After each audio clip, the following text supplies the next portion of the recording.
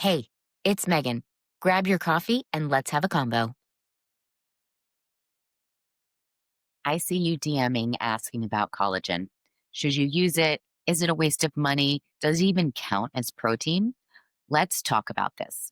Much of the fitness industry hates collagen. They say it doesn't count as a protein. It's pointless. It's a waste of money. From my point of view, that all depends on what your actual goals are. Okay, so what is collagen? It's a protein made of a set of amino acids, like all proteins. Your body makes collagen naturally. When you consume it in powder form, it's derived from cows or marine sources. It's not a complete protein, meaning it does not contain the 9 essential amino acids your body can't make. Almost all animal proteins contain these 9 essential amino acids, which is part of why they are considered superior forms of protein. Collagen is specifically low in the amino acids that promote muscle growth, which is why a lot of fitness people also don't like it. Many plant based proteins are considered incomplete protein, which is why, if you are plant based, it's important to include multiple protein sources so that you get all of the amino acids that your body needs. This is also why a lot of plant based protein powders are made from multiple sources, so you get all 9 essential amino acids that your body can't make on its own. Collagen is very quickly absorbed and digested, on par with all other animal proteins, which are about 95% bioavailability, meaning your body is able to break down and absorb and use it. So even though it doesn't have all the essential amino acids, your body can digest and absorb collagen very quickly. So, should I take collagen? Well, that depends on your goals and preferences. My goal is getting my clients to feel good, have great energy, good sleep, less anxiety, and stress. So, a big part of that is diet. And I'm going to be honest and say that I have had only one client who has ever said to me, more protein doesn't make me feel good. She was plant based, and the increase in fiber from beans and legumes was not working so well. So, we had to switch our plan. Once we did that, though, golden. So, yes, I want you to eat more protein. Do I want you to eat protein from whole food sources? Obviously, but I'm realistic. I personally use collagen and whey protein isolate because they're convenient and easy. Here's what's happening in perimenopause that makes this conversation about protein even more important. Your estrogen is declining, and estrogen is protective of muscle mass. Without it, you're losing muscle faster than you did in your 30s. You're also becoming more insulin resistant, which means that you need more protein to feel sated and to keep your blood sugar stable. And your body is becoming less efficient at using the protein to build and maintain muscle. You literally need to eat more to get the same results um, compared to what you used to do. So, when I say increasing protein is a big part of feeling better, this is why. The recommendations you followed in your 20s and 30s, they don't work the same way anymore. So, let's say there's a woman sitting in front of me who is stressed to the max. She's not sleeping. She's not moving consistently. She's having crazy anxiety in the mornings and is on a blood sugar roller coaster all day long. She drinks a huge cup of coffee on an empty stomach right before she gets her kids ready for school, and that caffeine is the only thing keeping her moving. I need a quick, easy win for her, something that will make her feel better fast. If she likes a frappuccino and is familiar with protein powder, the best option here is a protein powder mixed into her coffee. Then she's happy because she gets to have a nutritionist approved frappuccino. And I'm happy because we are no longer having caffeine on an empty stomach and we're getting 30 grams of protein before 9 a.m. But you know what? The protein powder industry has not been courting this woman since she was 15. Maybe she doesn't know about the different protein powders. She may not like frappuccinos or things in her coffee.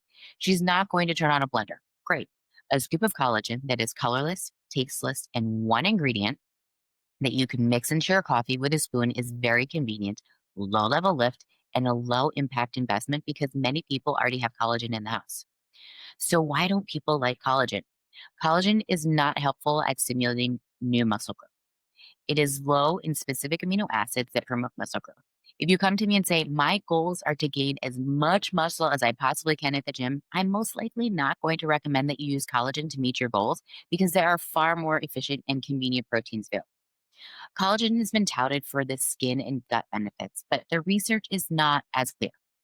There's some evidence it's the overall intake of protein rather than the actual collagen that is specifically creating the benefits, because collagen is broken down into individual amino acids, just like all protein. So the full intact collagen doesn't actually make it anywhere. It's the individual amino acids that do. Okay, so collagen isn't a complete protein. It doesn't do much for my gut or skin, and it's not helping me grow my muscles. Is it a waste of money?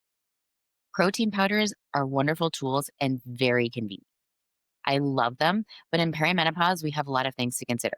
Product familiarity. I don't have to sell a protein powder to a male client. They have been using one or their friends have been using one since high school. Not all women are familiar with or open to protein powders. There are women who are terrified of building too much muscle, and protein powders are tied to this fear in some cases. I am here to tell you, unless you won the genetic lottery, and you would know by now, you aren't going to accidentally put on too much muscle. It's so hard to put on muscle, especially after 40. Let's put this worry to bed. There are a lot of weird associations and connections people make with protein powder. If that person has never used a protein powder, we have to figure out the best option. That is a massive decision tree with a lot of variables based on her goals, preferences, and needs. If you are a fitness professional, you know very well that the first workout with a new client better not make them sore for days or they aren't coming back.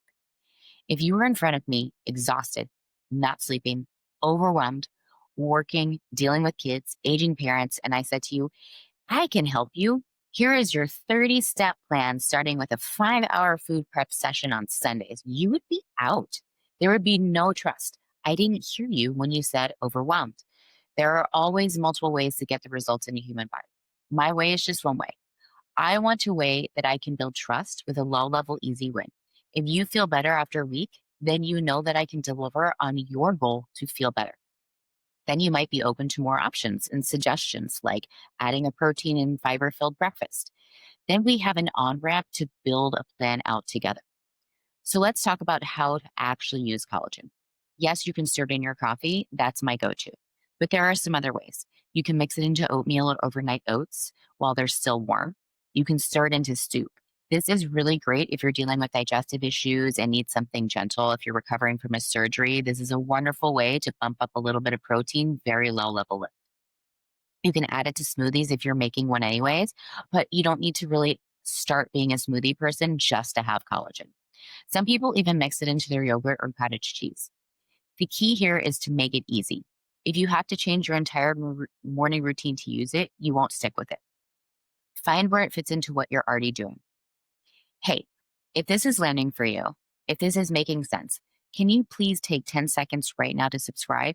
It helps other women just like you find the show, and it means I can keep showing up every Wednesday morning with the kinds of practical, no BS support.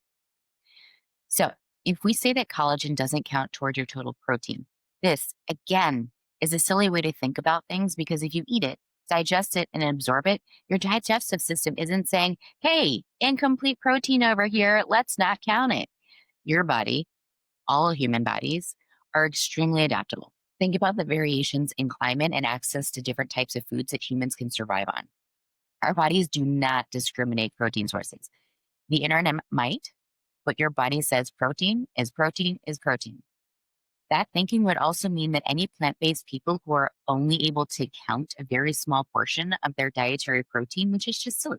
There are plenty of plant based athletes and humans who have managed to somehow make their protein not only count, but make it work for them by building strong bodies and putting on muscle.